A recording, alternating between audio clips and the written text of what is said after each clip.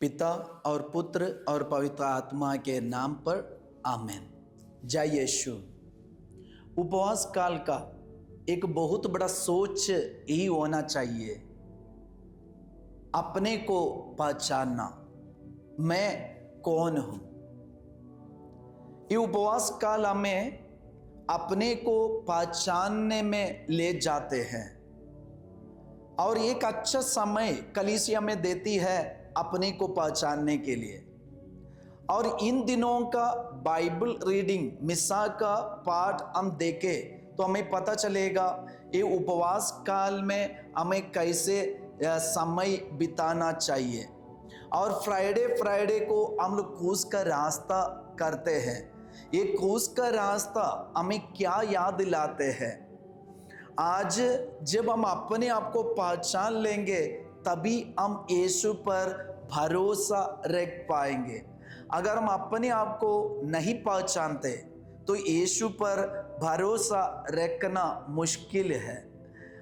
हम देखते हैं जब हम क्रूस के रास्ता में भाग लेते, यीशु 3 बार गिर जाते हैं। जहां यीशु गिरते हैं वहां यीशु फिर से वहां से उठकर आगे बढ़ते हैं। तो ये क्रूस का रास्ता हमारे लिए एक ऐसे का रास्ता है, जब हम लोग गिर जाते हैं, गिरते हैं तो क्या करना चाहिए। अधिकतर इंसान और अधिकतर आजकल के बच्चे जब गिर जाते वे अपने को खत्म कर देते हैं। उनको लगता है अभी जीने से क्या मतलब। मुझे पता है कई दिनों से एक लड़का लड़की वे प्यार करते थे, वे बोले थे 13 साल से वे प्यार करते आ रहे थे। 13 साल के प्यार के इस सिलसिला में एक दिन ये लड़का ने लड़की से कहा कि आज मेरी मम्मी आपसे शादी करने नहीं दे रहे और तुम्हारे अंदर ये कमी कमजोरी है, इसलिए मैं तुमसे शादी नहीं कर सकते, तुम अपना रास्ता देख लो। ये सुनकर इसका दिल टूट गए, ये बहुत दुखी हो गए, उदासीपन में, निराशा में वो चल रहे। तो एक बार फादर से मिले, फादर से पूछे फादर अभी मुझे क्या करना चाहिए। बस मैं उनको एक ही बात बताए, आप जो है वही जान लो, मतलब आप अपने आप को पहचान लो। आप किसकी बेटी है, किसकी संतान है। अगर आप 13 साल से प्यार किया और ये 13 साल के प्यार के आज आपको छोड़ दिए और ये रिश्ता को तोड़ दिए, तो आज आपके लिए एक अच्छा समय है अपने को पहचानने का, अपने को जानने का एक अच्छा समय है। स्वर्ग राज्य कहाँ है? यीशु में सिखा रहे स्वर्ग राज्य तुम्हारे भीतर है। तो आज यीशु प्यार करने के लिए धरती में आया। यीशु हम सबको प्यार किया, ये प्यार के कारण आज ये क्रूस का रास्ता है।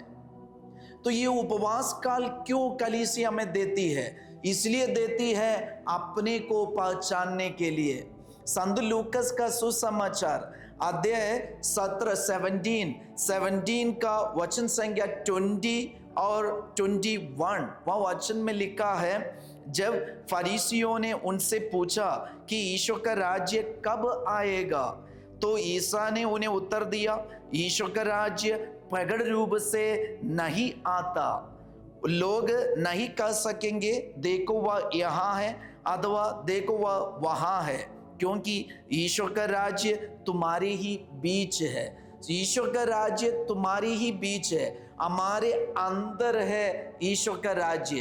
तो ये क्रूस का रास्ता में हम देखते हैं यीशु 3 बार गिरे, यीशु वहां से उठकर आगे चलते हैं पिता की इच्छा पूरी करने के लिए। प्रिय भाई बहन, प्रिय बच्चों, हम भी अपने ये सांसारिक जीवन में, ये संसार में जब तक हम जी रहे, कई बार इसके संभावना है गिरने की संभावना।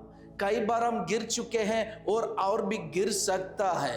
याद रखना ये क्रूस का रास्ता, ये उपवास काल हमें याद दिलाते हैं, जहां हम गिरते हैं वहां पड़े रहने का नहीं, यीशु के समान हम भी वहां से उठकर अपना क्रूस उठाकर आगे जाने का है। हम सबके लाइफ में क्रूस है, हम सबके लाइफ में दुख है, हम सबके जीवन में उदासीपन और दुख हो सकता है, लेकिन याद रखना ये इंसान कोई भी हमें त्यागे छोड़े और ये दुनिया के धन संपत्ति हमसे नष्ट हो गए, तब भी हम निराश नहीं होना, यीशु के समान उठना और आगे बढ़ना।